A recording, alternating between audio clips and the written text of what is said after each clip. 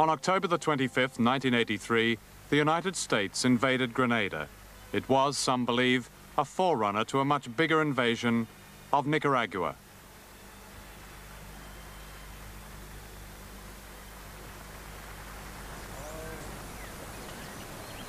Imagine for a moment that you and your family live in one of the poorest regions of the world, Central America, often called the backyard of the United States. It's likely your home is in the countryside, a one-room shack in which there's no lavatory, no electricity, no clean drinking water. And imagine that at least 2 or 3 times in your life you watch helpless as a brother or sister or a small son or daughter falls ill with something simple and preventable, like diarrhea or measles, and dies. In your community, there's hardly anyone who can read or write except the priest and the moneylender. If you're lucky, you may get a few months' work picking cotton or cutting cane for 40 pence a day from dawn to dusk. And perhaps you'll wonder why your labor produces luxury goods and food for export to self-sufficient countries like the United States and Britain, while you and your family are permanently hungry. But if you wonder aloud about this, you put yourself at great risk, and you may even end up on a rubbish tip, murdered. That is what happens in the small nations of Guatemala, El Salvador, and Honduras. Until 1979, it also happened in Nicaragua. Then almost all the people of Nicaragua rose up against a tyrant called Somoza, whose family had been in power for more than 40 years, put there by the United States Marines. That uprising cost 50,000 lives, almost as many as died for America in Vietnam, but out of a population of less than 3 million people. This film is about the people of Nicaragua and their unique struggle to end a cycle of poverty and humiliation. It is also about a threat, which according to President Reagan, this tiny country presents to the most powerful and richest nation on earth.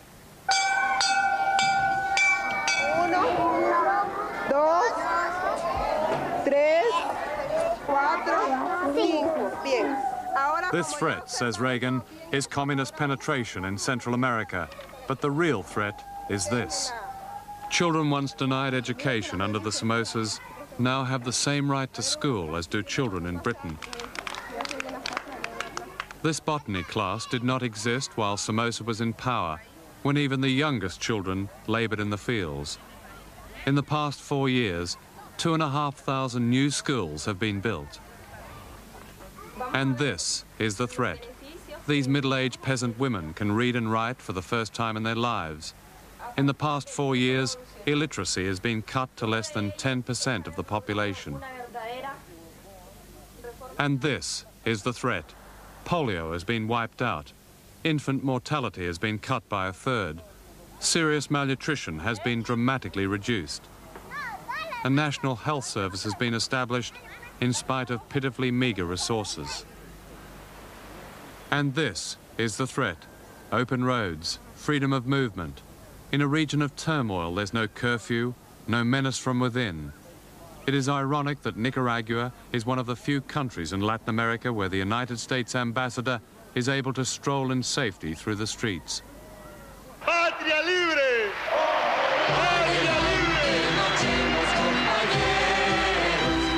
The uprising against Somoza embraced all classes, from right to left, rich and poor, and was led by the Sandinistas. There are few families in Nicaragua who haven't lost a loved one in the fighting. This woman, Maria Elena, lost her son, whom she believes was tortured. She has never found his body. I tell the American people, and Reagan in particular, because I know not all the people are against us. I'd say, why doesn't this man leave us in peace? Even if it means they lend us nothing, they give us nothing at all. Because we are extremely poor people. But please will he leave us in peace. If he'd leave us alone, this revolution could have done wonders, because even though so many things haven't been done, a lot has already been achieved. To understand events in Central America today and the threat of an independent Nicaragua, it's important to look back. won't you kindly open your geography? Let us turn to page 123. Between the Caribbean and the Pacific shore, you'll find the city of Amor. Managua, Nicaragua is a beautiful town. You buy an hacienda for a few pesos down. Central America until recently has been in shadow, largely ignored by scholars and journalists, so that the epic struggles of its peoples and the names of their heroes were lost behind a facade of ridicule, the so-called banana republics. In 1823, President Monroe proclaimed what was modestly called the Monroe Doctrine. Its aim was to protect Latin America from the Europeans, regardless of whether the people of Latin America wanted to be protected. This paternalism later became known as America's manifest destiny, that is, America's God-given right to control its own hemisphere. Early in the 20th century, manifest destiny took on a new meaning. It was now a crusade against Bolshevism, an imagined red threat in America's backyard. In 1912, US Marines landed in Nicaragua to protect democracy, as they put it, and to hold elections. But people in Nicaragua didn't want a foreign army to organize their elections, and resistance began behind a leader who said, "The issue is that the United States has no right to invade and humiliate a small country." His name was Augusto Sandino. He was a liberal and a nationalist, not a Marxist, and the Americans made the mistake of dismissing him as a bandit. Central America, said US Undersecretary of State Richard Olds, has always understood that governments which we recognize and support stay in power, while those we do not recognize and support fail. Major General Smedley Butler of the United States Marines later described his role with disarming frankness. "I was a racketeer for capitalism," he said. "I helped purify Nicaragua for international banking. I brought light to the Dominican Republic for American sugar interests. And I helped make Honduras right for American fruit companies." Sandino and what was called his mad little army rejected all that. On July the 16th, 1927, he attacked the US Marines headquarters here at Ocotal in the north of Nicaragua. And that afternoon, across these hills, came a formation of de Havilland biplanes bearing United States markings. The planes formed into a column and dived at the center of town. With machine guns blazing, they dropped their bombs at 300 feet, and that is now believed to be the first use of organized dive bombing in history, long before the German Luftwaffe was credited with the innovation at Guernica in Spain. There were hundreds of casualties, and Sandino learned a lesson. From then on, he became a master of guerrilla warfare, of attacking and melting away, tactics which were to be adopted around the world and to change much of the world over the next 50 years. By 1933, Sandino's mad little army had defeated the Marines, driving them from Nicaragua, a lesson of history apparently overlooked today. Sandino went to Managua for peace talks, where he was betrayed by America's man, Somoza, the head of the National Guard. In 1934, he was murdered. There was a calypso sung in American nightclubs in the 1940s that began like this. A guy asked the dictator if he had any farms. The dictator said he had only one. It was Nicaragua. Anastasio Somoza founded a dynasty that ran Nicaragua like a family business for 44 years. The Somozas owned almost half of all the arable land in Nicaragua. They controlled the coffee, sugar, and beef industries. Nothing was overlooked. They owned the national airline outright. If you bought a Mercedes car, you bought it from a Somoza company. Even the paving stones in the streets were made by a Somoza cement factory, which got the contract from a Somoza ministry, and of course the profits went to El Presidente. The Somozas were protected by a private army called the National Guard, which the United States created, paid, and armed. Somoza called them his boys, and they tortured almost as a sport. This is the Messiah volcano, which, as you can see, is very much alive. One of the delights of Somoza's boys was to drop his opponents from helicopters into the volcano. The official American attitude to Somoza was best summed up by President Roosevelt. That guy, he said, may be a son of a bitch, but he's our son of a bitch. The first Somoza began his career as a sewerage inspector and went on to own the sewers of Nicaragua, right up to the manhole covers. This is the remains of another Somoza interest after the Sandinistas had got through with it, a notorious blood factory known as the House of Dracula, to which poor Nicaraguans would sell their blood for as little as $1 a litre in order to buy food. The blood would then be sold to the United States for 10 times that amount. The year was 1978, 1 year before the uprising. This was Somoza's National Guard, or Death Squad. Funded as part of America's foreign aid program, they were the instrument of American policy in Nicaragua for almost half a century. They were taught to equate all forms of social unrest with communist subversion. They were above the law. They could murder at will. Now reorganized in Honduras and paid by the CIA, they are described by President Reagan as freedom fighters. In 1972, an earthquake destroyed Managua and killed an estimated 10,000 people. The National Guard were quick to react. They diverted aid from abroad, they looted, and one officer reportedly tried to blow open the National Bank.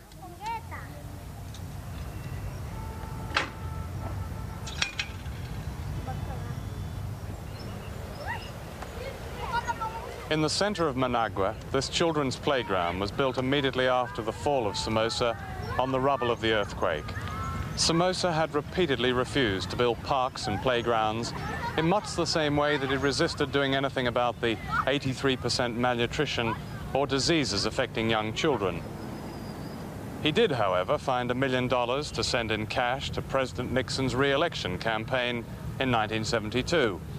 Nixon had said of Somoza, "Now that's the kind of anti-communist we like to see down there." When the earthquake struck, the return on this investment was beyond Somoza's wildest dreams.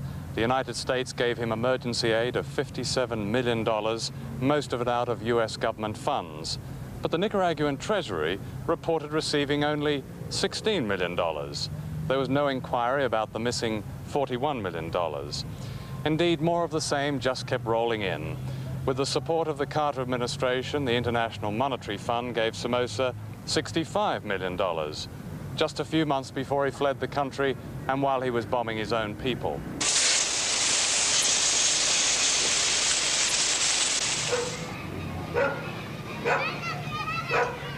Well, it's important to remember that we found a country in July '79 that had probably 40% of the infrastructure of the country destroyed by the war, and part of it destroyed by the earthquake in 1972, and Somoza didn't repair it, okay?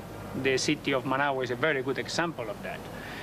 Then we found a country with no financial resources. The Sandinista government nationalized 19 different banks, and we found only $3.5 million in the 19 banks. That means 1 day of imports for this country. On the other hand, we inherited an external debt of $1.6 billion, and probably half, $800 million, never were used in this country. Were parked in Miami or Switzerland. However, we are now servicing this debt.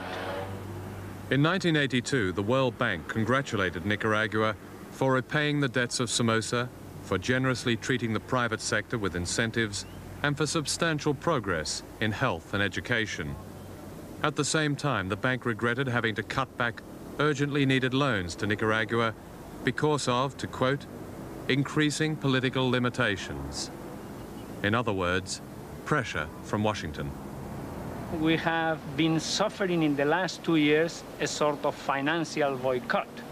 The private banks refused to lend to Nicaragua. The multilateral banks, the World Bank, the Inter-American Development Bank, have reduced close to 50% the loans to Nicaragua.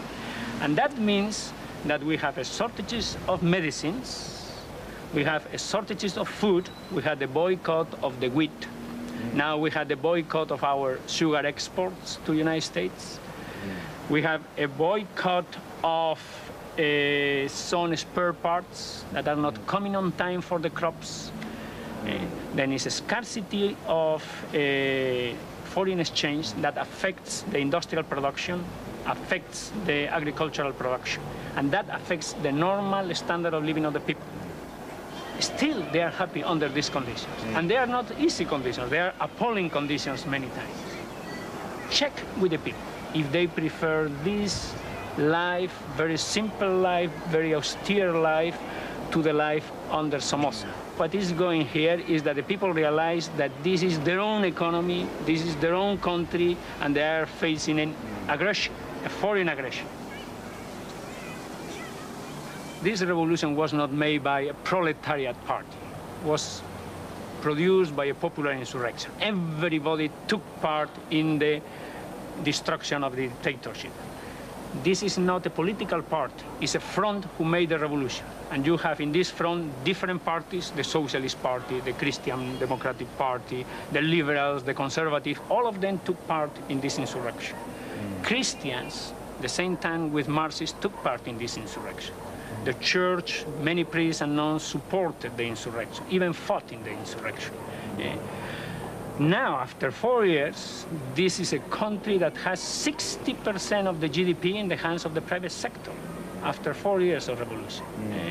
This is a country in which the agrarian reform, instead of distributing land to the public enterprises, to the state enterprises, is distributing land to cooperatives and to private peasants. We nationalize all the Somocista land, and this is probably about 35% of the total land of the country, okay? We have created here about 3,500 cooperatives in 4 years, and these cooperatives will provide the self-sufficiency in basic food probably next year. And this country will be self-sufficient in basic food, grains, rice, corn, beans, some vegetables, fruits. And this is essential. That's why there is a slogan here, defense and production. Then production is part of the defense system. If we are able to provide food to the people, health, education, this country is invincible. Land reform in Nicaragua follows no model. This cooperative is the Sandinistas' ideal, which, as British visitors are constantly reminded, began at Toad Lane in Rochdale in 1844.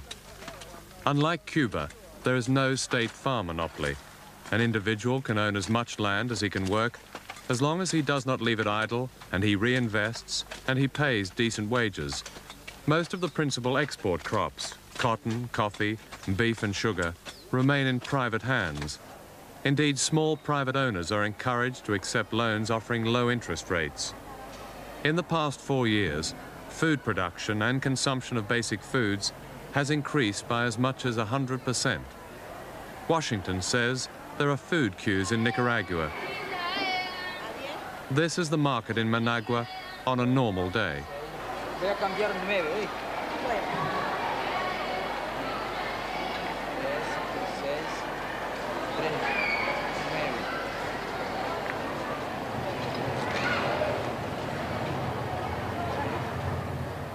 Most revolutions have wanted to appease their ideals and make their supporters happy with theories soaked in blood. The French, the American and the Russian revolutions have all resulted in vengeance and mass murder. Is Nicaragua any different? Well, this is the maximum security prison at Tipitapa. One of the first things the Sandinistas did was to abolish the death penalty, and it's here that members of Somoza's National Guard are serving sentences for murder and torture. I've come to the prison with Thomas Borge, Minister of the Interior in the Sandinista government, and himself a victim of torture in this same prison. Thomas Borge was sentenced to 129 years by Somoza. He was kept hooded, naked, half-starved. While he was in prison, his wife was raped and murdered, and he later found her in a mass grave. Hay una enorme variedad A whole range of crimes were committed here. For example, there were National Guards who not only killed Nicaraguans, but also tortured them. There were cases where people's skin was scraped off with shaving knives, alive. Others where their eyes were gouged out with spoons. Others were castrated. There was a range of cruelty here which I don't think would fit into an encyclopedia.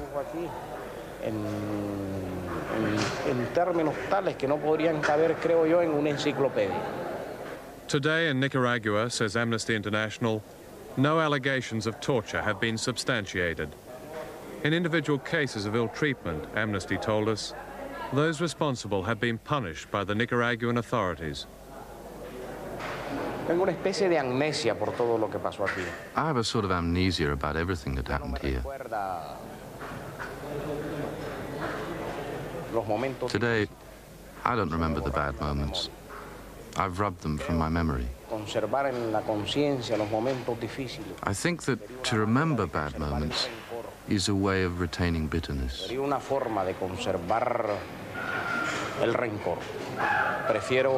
I prefer to forget, so that the bitterness and grudges can be replaced with compassion.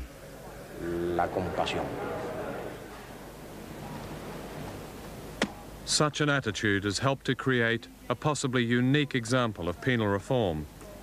This is the only fence on this farm which is also a prison. There are no guards. The staff consists of 2 agricultural teachers. This prisoner was Somoza's personal bodyguard and is described as a former brute, now almost rehabilitated.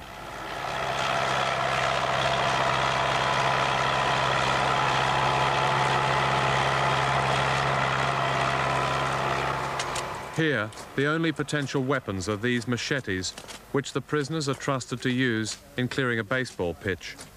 In 2 years, 1 man has walked away. Of course, there is a risk and a dilemma to all this. Since the Sandinistas came to power, they have let go 2,500 National Guardsmen, and many of them went straight to Honduras, where they were signed up and armed by the CIA. President Reagan has said, "We do not seek to overthrow the government of Nicaragua." This week, November the 15th, 1983, more than 4,000 American combat troops will have arrived in Honduras for what are called maneuvers close to the border with Nicaragua. American troops, says President Reagan, will strike back if they are attacked. President Kennedy gave the same assurance 20 years ago, shortly before the beginning of America's longest war. This was Nicaragua on June the 20th, 1979, a month before the fall of Somoza. The man you see on the ground is Bill Stewart, an American TV reporter. The man standing with a gun is an officer of Somoza's National Guard. Let him see the picture, or the camera.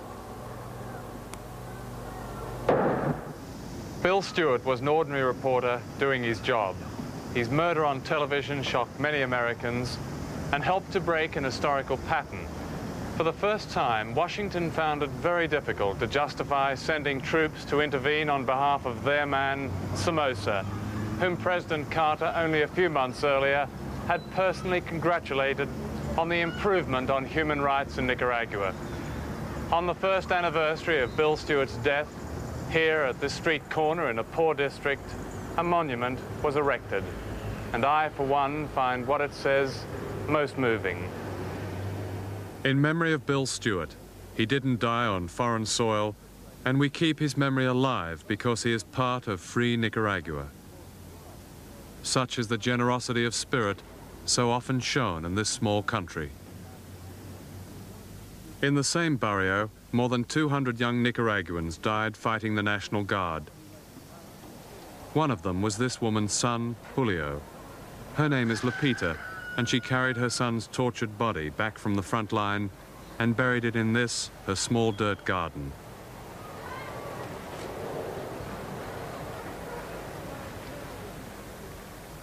Her other son, Manuel, simply disappeared. Dijo opiniones personales sobre la agresión. Es bastante. My personal opinion about the aggression is that these people have no feelings whatsoever, because they lived exactly as they pleased for 50 years.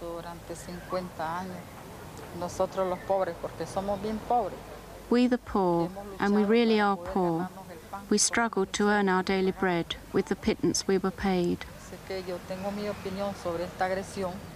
Yes, I have an opinion about this aggression. Let President Reagan spare a thought that he has children.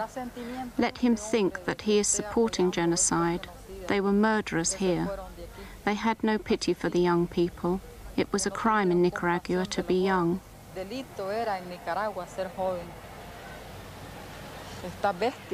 Those brutes, we don't want them in Nicaragua. They carry on killing young men on the borders. For the people of Nicaragua, those like Lupita, the invasion of their country is imminent yet again. The following is a summary of United States intervention in its so-called backyard. 1898, President McKinley orders U.S. troops to invade Cuba.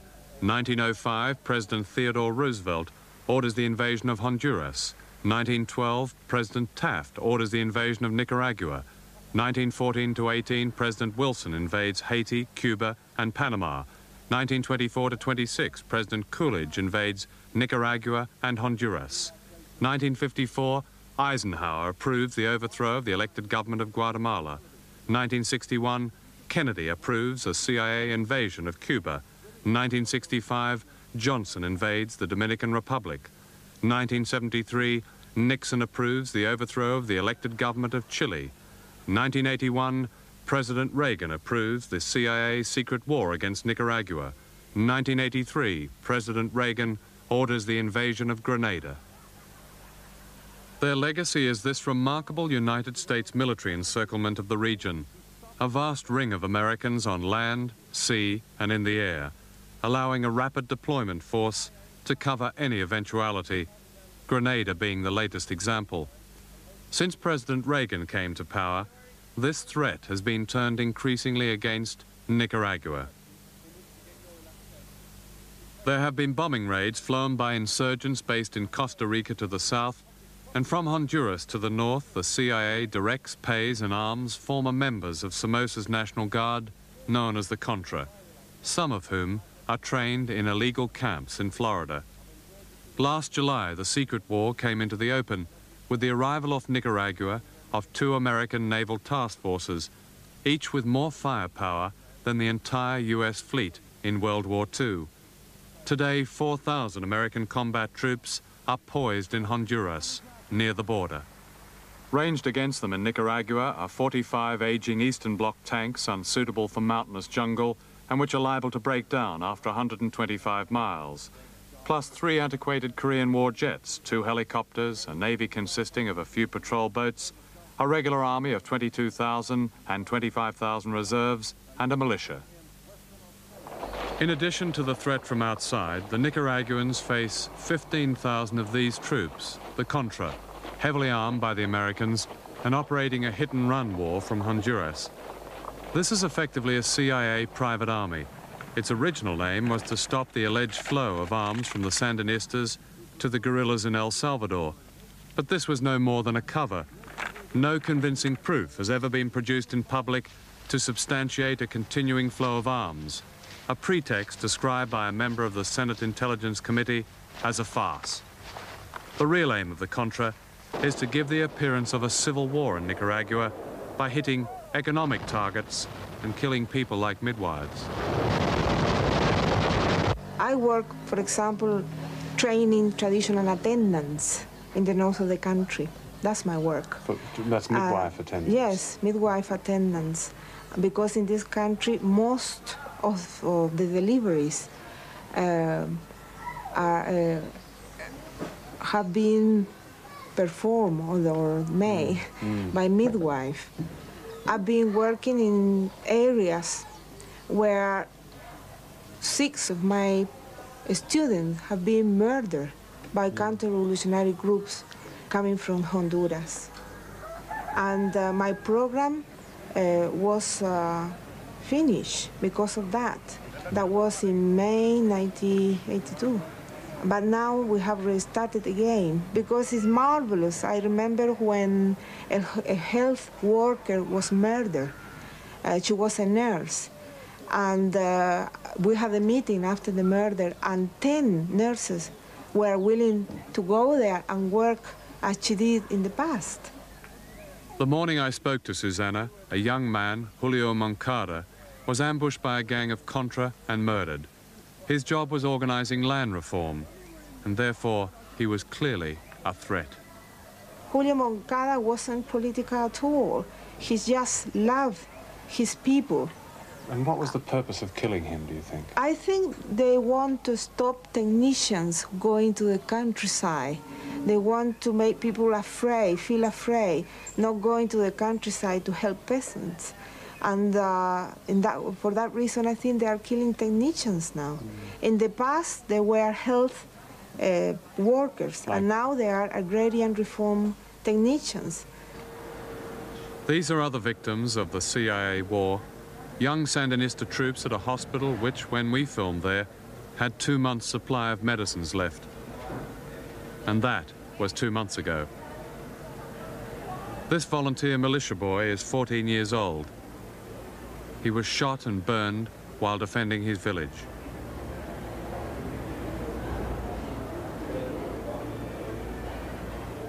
They've been called the gang that couldn't shoot straight. The old gang who gave America Vietnam are back, building new careers with a new war in Central America. John Negroponte, American ambassador to Honduras, runs the CIA's secret war. Negroponte helped to run the Vietnam War as a political officer in Saigon and under Henry Kissinger in Washington. Robert Comer, otherwise known as Blowtorch Bob, is a former CIA expert on pacification, meaning terror. Blowtorch Bob failed to pacify Vietnam, but now works for the Pentagon, advising on how to pacify Nicaragua. Nestor Sanchez, 28 years in the CIA, helped to mount the abortive invasion of Cuba in 1961. He is now a Deputy Assistant Secretary of Defense. I interviewed Mr. Sanchez at the Pentagon before the invasion of Grenada, which he helped to arrange. What do you say to critics of the administration who say the Nicaraguan government has the majority support? There's every evidence that they have the majority of the support of the people. Therefore, that surely should be enough for the United States not to participate in the so-called destabilization of that regime. First of all, I believe there is sufficient evidence to indicate that the Sandinista government does not have the support of the majority of the Nicaraguan people. I believe that a poll which was taken about a year ago, even at that time, indicated that. The people who have... Which poll was that, excuse me? This was a poll that was taken by the church. It was a rather informal poll, as in a country like that you can't really poll, but an informal poll was taken. Is that the only evidence that you have? No, the other evidence also is that the democratic freedom fighters, if you may call them, the Contras that have gone in there, have found that the people where they have, the areas that they have gone into, this has been reported by our media, by our newspapermen who have visited with the Contras in the area, and they have found that the campesinos in these areas have freely joined the Contras. The administration has said that international communism, fueled by the Soviet Union and the Cubans, is responsible for the present situation in Central America. What does that really mean? The facts are that the communists, the Soviets, the Cubans, are not responsible for the root problems that exist in the area.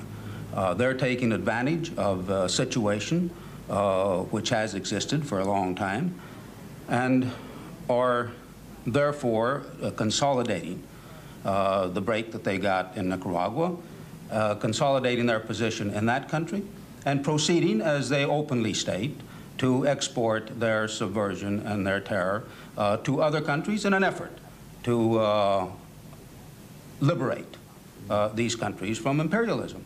I think it's clearly stated by them as to what their goals are, what their objectives are. It's no secret. Fidel Castro has said it many times, and so have the other countries. And think about this Soviet plot, Marxist Leninism. I think Nicaragua is very interesting in this aspect. There is a nationalistic movement that is in the root of Sandinism. Sandino was in the 30s. He probably didn't know at all about Marxism, but he was a nationalist fighter, freedom fighter. Then you have the tremendous power, influence of the church here. And these people are extremely Christian, extremely Christian. And the main leaders, even though some of them are not Christian now, they have a Christian heritage. And there is a Marxist influence here, very important, very important. And I think the confluence, the convergence of nationalism, Christianism, and Marxism, and a very Latin American sort of Marxism, what we call a Creole Marxism, that has roots in the Indian culture, in the Latin American culture. That's the essence of what is going here. And that's why this revolution is a Sandinista revolution. It's Marxist, it's Christian, and it's nationalistic at the same time. Could you explain the two churches here, the People's Church on the one hand and the Established Church on the other? Some people talk about the popular church and the hierarchical church. Well, a church that is not popular is not Christian. To be Christian is to have an option for the poor, for the oppressed, for the underprivileged. This is the basic option of the gospel. Then we never use the slogan of the popular church. We talk about the church of the poor, the grassroots communities. But there is a division, isn't there? And there's a conflict between the church of the poor and the established church in this country as represented by the Archbishop. It's a dramatic division. And after the visit of the Pope, this division increased, unfortunately. But there is not a religious division. It is not a theological division. It's a political, social division. The church that supports a popular alternative, a popular model of building a new society, and a church that would like to have a much more traditional Christian democratic model. Which side is the Pope on? That's a real difficult question. Obviously, the Pope is with the poor in Poland. In Poland? Poland. Which side is he on in Nicaragua?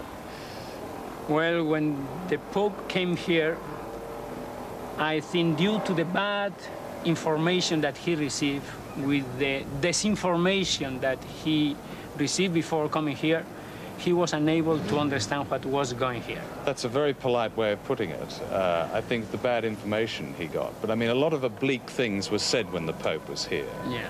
Did he understand? Did the Vatican, let's say, did the established Roman Church understand what its Roman flock in Nicaragua were doing? No, unfortunately, no. This is a new experience, a new revolution in which Christians took and are taking a very important part building this new nation, and this is very difficult to understand to the Vatican because there is a revolution here. The Vatican doesn't know too much about revolutions, and then it's difficult for the Vatican to understand what is going here. That's a fact.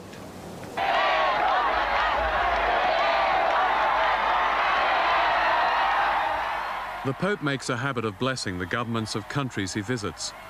He even blessed the regime of General Jaruzelski in Poland and the regime in El Salvador. An exception was Nicaragua, which has 4 priests in its cabinet. It is ironic that the Vatican, together with the Reagan administration, appears to be doing to the Sandinistas in Nicaragua what Moscow is doing to Solidarity in Poland. Why do you think that President Reagan accuses you people of being communists.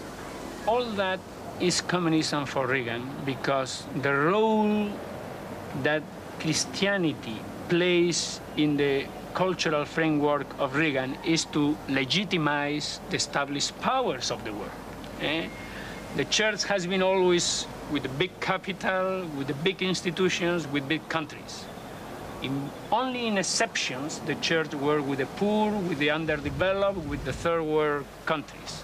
Now, if the church starts legitimizing the poor, the independence of these small countries, the church is delegitimizing the established powers. Then the church is a subversive element. And that's why they identify subversion of an order that is oppressed for the majority of our people with communism. And Monsignor Romero, the Archbishop in El Salvador, was a subversive and a communist. And he was shot? Was shot. We, all of us, we are communists, according to Reagan, according to Vice President Bush. What to do? If Archbishop Romero's support for ordinary people made him a communist, then these 3 American nuns and a religious lay worker were also communists. Indeed, Jeane Kirkpatrick, America's representative at the UN, suggested that the nuns were communist sympathizers. They were raped and murdered by members of the National Guard of El Salvador, a country where 35,000 people have been the victims of death squads since 1980. The American ambassador at the time was Robert White. He said, "The chief killers here are the government security forces. They are the ones responsible for the deaths of thousands upon thousands of young people who have been executed merely on the suspicion that they are leftists. Are we really going to be part of all that?" For saying that, the ambassador was sacked. This year, the Reagan administration wants to give to the El Salvador regime more than $200 million in aid. By contrast, there are no death squads in Nicaragua, where all American aid has been stopped. How does a small country in Central America radically alter the cycle of poverty that has been a feature of life down there for so long without being seen in the United States as a challenge or even a threat? I believe that kind of a challenge we accept. We want to help these countries redress the years of poverty that they've lived in. But we certainly don't see the solution in letting them become a country under communist domination and rule. We don't believe that this will help their economies or their people. You mentioned letting these countries have a certain kind of government. But that leads to the question, does the United States have the moral right to intervene in Central America? Well, if I did say to let these countries do something, I retract that statement, because what we want to do is to help these countries in their development. One of the problems that we have had throughout the years in Central America is that we haven't had a consistent long-term policy in the area. I have said this before, and I will say it again here with you this afternoon. We have paid attention to the area when we have a crisis there. And certainly this has not helped in the long-term development. With what is happening there today, it would be certainly my hope that we would be able to help these countries over a long period of time, because this is not a situation which lends itself to an overnight solution. It's one in which we will have to stay there for a long period of time if we want to help, and help them along the lines of our Caribbean Basin initiative, to where we will give incentives for investment in the area, and we will also provide tax relief on imports for their goods into our country. This, over a long period of time, we feel will help our neighbors in this hemisphere. We have tried in these 4 years to be very flexible, very pragmatic, We have tried to diversify our dependency from the United States without breaking with the United States. We would like to maintain our diplomatic relations, our economic relations with the United States, but not to have a sort of umbilical cordon with the United States. We try to be our own nation, okay? I think what is happening here is essential for the future of third world countries. Here is a sort of new international law that is at stake here. Have we the right, small, poor, underdeveloped nations in the periphery of the global system, have we the right to be independent nations? Have we the right to build our own security policies? Have we the right to define our new economic models that will satisfy what we say the logic of the majority, the basic needs of our people, that will accept that the logic of the majority will be the logic that will create a new society and not the logic of transnational companies, of the logic of transnational capital? Have we the right to demand these things? With 4,000 American troops now in maneuvers on the Honduran border, don't you see history repeating itself? The possibility of an invasion yet again? I consider that we will be unable to stop the Marines in the border. That's impossible. They have all the military equipment. We don't have Air Force. We don't have a Navy to defend this country. They will come into the country. The problem is how they will go out of this country.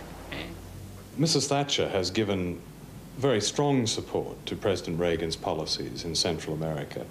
How important is the support of an ally like the British government to the fulfillment of those policies in Central America?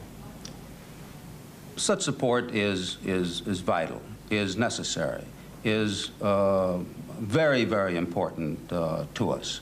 After all, Britain is a European ally with which we also have commitments through NATO, as you are well aware. And I think it's also a recognition, if I may say, on the British part to understand that if we do run into and have problems and have a military threat develop against the United States in the Caribbean, it will also affect the support that we will give NATO in the early parts of a war if one should break out in Europe. Recalling that over 50% of the supplies going to NATO in the early part of any war will be coming out of our Gulf ports. So I believe it is in our allies' interest. I wish we could see the same support, the same strong support that we're getting from our British allies, from all our other allies in Europe. We're seeing a change in that, and I believe this is all very desirable and very helpful to our policy that we're trying to carry out in Central America. Do you see a direct role for NATO in the carrying out of the policy in Central America? Not at the present time, and I don't think that's necessary. If we address these problems that we have in Central America today, we believe we can, by assisting these countries in, not NATO, but the individual countries probably could assist the Salvadorans and the Hondurans in the same way we're assisting them to take care of themselves, which is possible today. The crisis has not reached the point where interference from the outside or the use of, say, U.S. troops or the troops from any other country are necessary. It's still a manageable problem if we get on with it. This pathological vision of the administration of the United States in relation to this area of the world is impossible to change. I have been 15 times in the last 2 years in the United States. It's impossible. They consider that this is democratic, that this is Christian, and this is part of the Western civilization. Then all what we are doing is totalitarian, anti-Christian, and communism. The only thing of changing the mentality of the U.S. administration is in the hands of the North American people. No other force in the world will transform this mentality. We are unable to do that. In 1982, an all-party British parliamentary delegation reported from Nicaragua, "Our impression was of a government which retains the support of the majority of the population, a country working hard to recover from the disastrous inheritance of dictatorship." In 1983, a delegation of the World Council of Churches reported, "What impresses us is the pluralism in the government and the service of Christians, and the sense we get that the kind of totalitarianism so rampant in Latin America, in Chile, Guatemala, El Salvador, simply does not exist in Nicaragua." Less than 11% of foreign aid to Nicaragua comes from the communist bloc. 50% of volunteers are from Cuba, mostly teachers and doctors. 40% are from the West and Latin America. More than 75% of Nicaragua's trade is with non-communist countries. The British government is one of the few Western governments to enthusiastically support President Reagan's policies in Central America, policies which are rejected by much of the Congress and, according to every survey, by most of the American people. Policies which are leading towards a war against a small country whose crime has been to cut the death rate of its young children, to teach its people to read and write, and to let them live as human beings with dignity. Surely it's fair to ask this: how impoverished, how helpless does a country have to be before it's no longer seen as a threat by the United States?